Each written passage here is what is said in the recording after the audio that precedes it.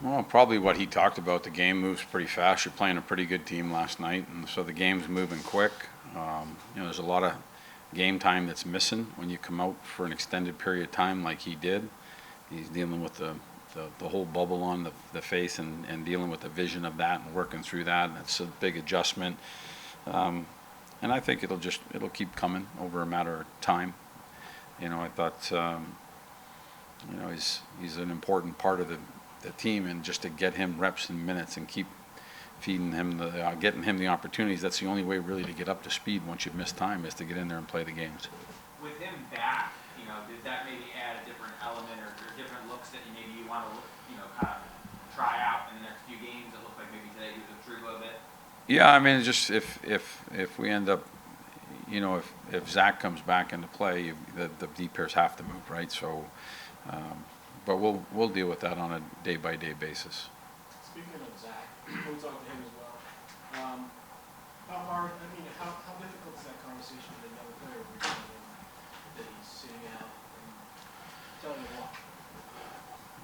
Again, I'd love to have Zach in there. You can only dress 6 defensemen, and so somebody doesn't have to be playing poorly in order to come out of the lineup. Sometimes they do, but sometimes you're just caught with numbers. Your team's winning, or somebody's elevated their play. Different things happen on a daily basis, but there are conversations. I've talked to him about it. I'm sure he doesn't like it. Players shouldn't like it. I mean, they want to play, and I don't blame them for that. That's a good thing, a positive thing. And when he'll get back in there, and when he does, we've got a lot of confidence in him. So I guess I should rephrase the question and ask, what have you seen from him in the games that he has played, in terms of how well is he playing and so on? I think he's played well. There was some up and downs, and we talk about it. We show him, and it happens with all players too. Again, he does a lot of good things out there, and there'd be no problem if he was in the lineup. But there are decisions that have to be made, and so we're constantly with young players coaching them and teaching them. They got a great coach, that Hall of Fame defenseman, and Phil Housley, that gets an opportunity to work with them. But he does with all the defensemen. He works with the pairs, the D-men, and just try to continually get better at their game. He seems to have a great attitude about everything, but do you have to, when a guy has been a scratch for large chunks of his career and kind of wanted to get in, wanted that opportunity, do you have to guard against a little frustration there? Yeah, I mean, I think he can get frustrated. I think there was probably at points last year where he was frustrated. He played really well down the stretch for us, and so that probably happens. But you're right, he's a good pro. He works hard every day. He doesn't let it affect what he does on the ice in practice. And last year made the most of those opportunities when he came back in. If I could ask you about Capo, I spoke to him today. I was talking to him about his career here in the 6 years he's been here and so on. And he mentioned that he is a different player today than he was when he came. And one of the things being is he is more conscious, I guess, and more responsible defensively than he was. So you've only been here the year plus, but what do you see from him? What is his game as far as you see it? I think he's a power forward that can hang on to pucks and make plays. He's big and he's strong. I do think he's capable defensively. To me, when he's on his game, the puck's on his stick and he's making things happen. There's been a lot of times where he and that line have looked really good.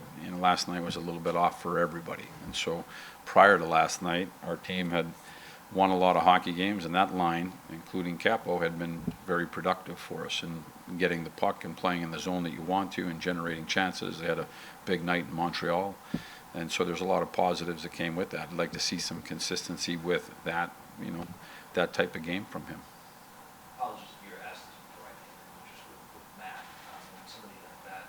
When you have to make a decision like that, what's sort of your message to him, and what do you want to see from his time? Rempe? Yes. Yeah. We talked last night after the game. He's got an opportunity to get out and play some games and get some minutes, continue his development. He didn't play last night. If he wasn't going to play tomorrow, then there's an opportunity for him to go and play games. And so I think that's really important for a young player. He's played in a couple games up here. He practices at a certain level, and I think all that's positive for him.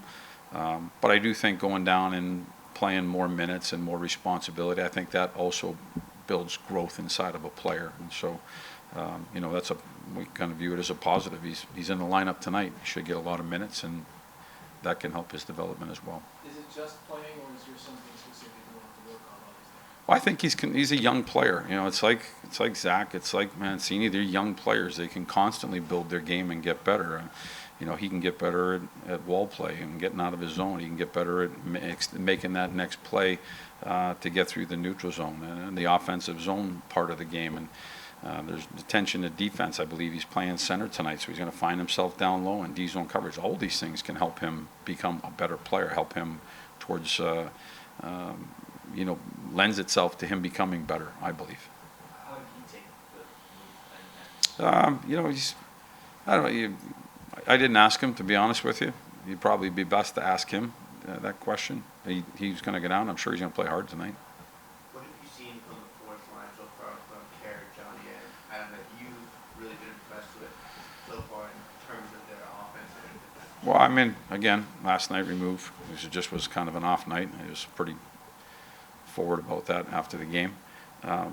But prior to that, they've been a really effective line. Like, they've gotten it behind and stayed in the offensive zone and generated chances and some goals. I thought they've done some really good things. So they're hard working. They're hard to play against. They're competitive on pucks, fairly responsible defensively. And like I said, they find their way to the offensive zone and they stay there. So that's really positive. That energy that they bring to the ice, that's a real positive thing. I know you said last night it wasn't good enough, but it sounds like you're just kind of moving on from it and just like throwing it out. No, we always address things the next day, and so we talked about a lot of areas that needed to be better. You try to work on some of those areas in practice today, some video today, and set yourself up for tomorrow. Get ready for tomorrow. So, like I said, it wasn't. We had done a pretty good job to that point, starting the season, and that one didn't go the way we wanted. So we got to learn from it. We got to get better, and then we got to move on. We got a game tomorrow. You mentioned areas, I mean, any key points within that really stand out? I said last night, and I was pretty honest about that too, it was just about everything. You know what I mean? The power play wasn't great. The penalty kill, the first one was good. The second one, the 5-on-5 play was not great. You know, Shesty was good. He made big saves, but that's not what we're looking for. They just came, we gave up too many odd man rushes. We didn't move the way we needed to in the offensive zone. Some chances in the first, but then it just kind of fizzled out. So there's a lot of things that we can get better at. Thanks, guys. Thanks. Thank you.